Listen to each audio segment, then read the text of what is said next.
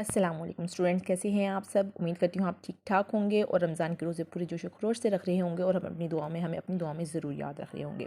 आज मैं आपके पास हाजिर हुई हूँ अपना अगला टॉपिक लेकर, जो कि है हमारे 9th क्लास की फ़िज़िक्स का सेकंड चैप्टर का है, ट्रांसलेटरी मोशन। जैसे कि हमने अपने प्रीवियस लेक्चर में देखा कि ट्रांसलेटरी मोशन के फर्दर हम मज़ीद 3 कैटेगरीज़ में डिवाइड करते हैं। नंबर 1 हमारे पास है लीनियर मोशन, नंबर 2 हमारे पास है सर्कुलर मोशन,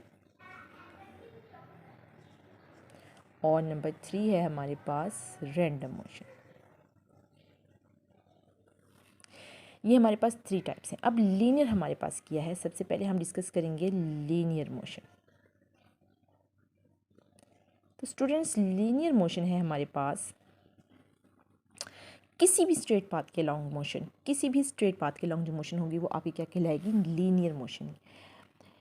कोई भी स्ट्रेट पाथ ले लें, चाहे आप किसी स्टोन को ऊपर से नीचे फेंक रहे हैं, straight line motion of a body. यहाँ पे हम कहेंगे कि straight line motion of a body हमारी कहलाती है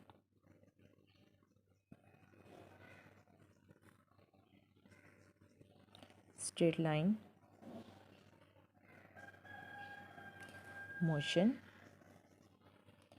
ऑफ अ बॉडी।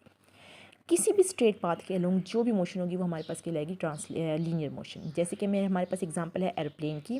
ठीक है, हमारा जो एरोप्लेन है, आपने देखा होगा कि हमारे एरोप्लेन एक सीधी लाइन में हम मूव कर रहे होते हैं। एरोप्लेन हमारे पास इसकी मिसाल आ गई। ठीक है, एरोप्लेन हो गया। और उसके अलावा स्टोन, अगर आप कोई स्टोन कोई चीज़ आप ऊपर से नीचे फेंकें तो आप देखेंगे कि वो एक स्ट्रेट पाथ में मूव करती हुई नीचे आती है। तो हमारे पास अगर कोई भी चीज़ किसी स्ट्रेट पाथ के अलोंग मूव कर रही हो तो हम वो कहते हैं कि वो किस मोशन में है, लीनियर मोशन में है। और यहाँ पर हम आपके पास एग्जांपल दे चुके हैं एरोप्लेन की। और हमारे पास अगर हम एक स्टोन वगैरह को नीचे फेंकें, किसी भारी ऑब्जेक्ट को अगर नीचे फेंकें तो वो बिल्कुल स्ट्रेट नीचे आता है, तो वो स्ट्रेट पाथ के अलोंग नीचे आता है, तो हम कहते हैं कि ये लीनियर मोशन है। नेक्स्ट है हमारे पास सर्कुलर मोशन।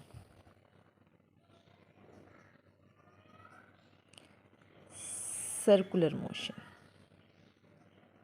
अब सर्कुलर से आपको अंदाज़ा हो रहा है कि यकीनन ही किसी सर्कल के अलॉन्ग मोशन होगी। तो बिल्कुल स्टूडेंट्स, सर्कुलर पाथ में किसी सर्कल के अलॉन्ग जो भी मोशन होती है उसको हम बोलते हैं सर्कुलर मोशन। ठीक है, motion of an object in a circular path, motion of an object in a circular path. तो हम कह सकते हैं कि मोशन इन सर्कुलर पाथ, कि सर्कुलर पाथ में या किसी भी सर्कल में जो भी मोशन होगी उसको हम कहते हैं सर्कुलर मोशन। ठीक है, ये हमारे पास होगी सर्कुलर मोशन। किसी भी सर्कुलर पाथ में जो मोशन हमारे पास होगी वो हमारे पास कहलाएगी सर्कुलर मोशन।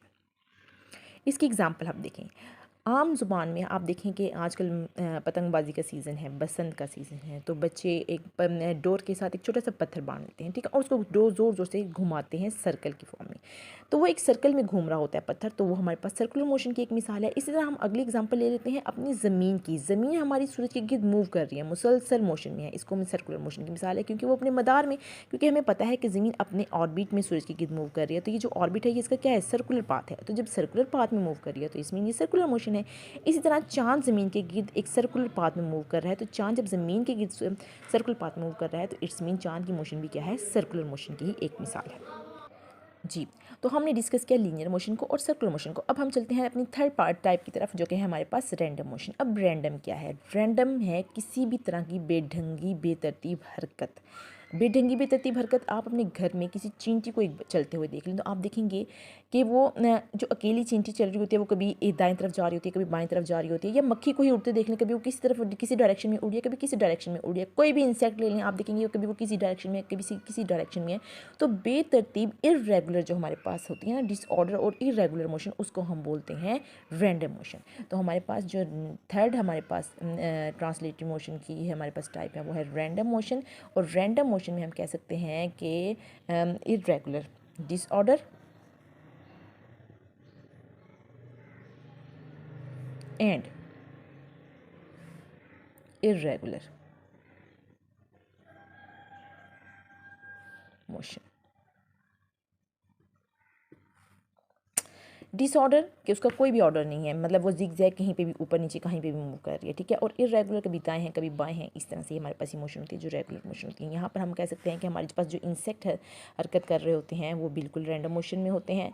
हम कह सकते हैं कि हमारे पास स्मोक और जो डस्ट पार्टिकल होते हैं, कभी आप सूरज से आती हुई रोशनी को देखें, अगर आप किसी होल से आती हुई सूरज की रोशनी को देखेंगे तो आप देखेंगे उसमें ढेर सारी डस्ट पार्टिकल्स होंगे, और अगर आप डस्ट पार्टिकल्स की मोशन को देखें तो वो बिल्कुल रैंडम होगी, कभी दाएं कभी बाएं, कभी ऊपर कभी नीचे। तो हमारे पास जो डस्ट पार्टिकल्स होते हैं वो हमारे पास होते हैं स्मोक, और डस्ट पार्टिकल्स होते हैं जो उनकी मोशन होती है वो हमारे पास होती है रैंडम मोशन, ठीक है। इस तरह पार्टिकल जो इस तरह जो इंसेक्ट्स की रैंडम मोशन होती है उसको हम बोलते हैं ब्राउनियन मोशन। क्या बोलते हैं हम उसको? Brownian motion. जो इंसेक्ट की हमारे पास रैंडम मोशन होती है उसको हम बोलते हैं ब्राउनियन मोशन, ब्राउनियन मोशन। आज के हमने इस लेक्चर में हमने तीन चीज़ें डिस्कस की। हमें पता है कि हमें ट्रांसलेटिव मोशन की 3 टाइप्स होती हैं, further, linear, circular and random. और हमने फिर देखा कि स्ट्रेट पाथ में जो हमारे पास मोशन होगी वो हमारे पास क्या होगी?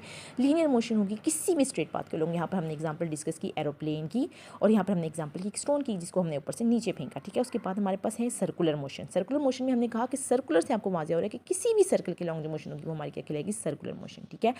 तो सर्कुलर मोशन की जो है सिर्फ सर्कल के लॉन्ग जो मोशन है वो हमारे पास सर्कुलर मोशन कहलाएगी। और यहाँ पर हमने मिसाल दी आपको ज़मीन की सूरज की गिर्द हरकत और चांद की ज़मीन के गिर्द हरकत, यहाँ पे सर्कुलर मोशन की मिसालें हैं। जैसे कि मैंने आपको बताया कि बच्चे डोर के साथ पत्थर बांधते हैं उसको ज़ोर ज़ोर से सर्कल में घुमाते हैं, तो हमारे पास मिसाल है सर्कुलर मोशन की।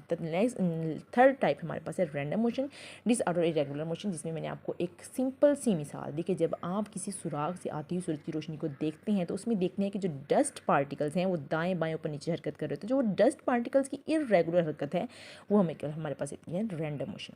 उम्मीद करती हूँ आपको ज़रूर समझ आया होगा। अपनी दुआ में याद रखिएगा और मेरे चैनल को लाइक और सब्सक्राइब करना ना भूलिएगा। शुक्रिया।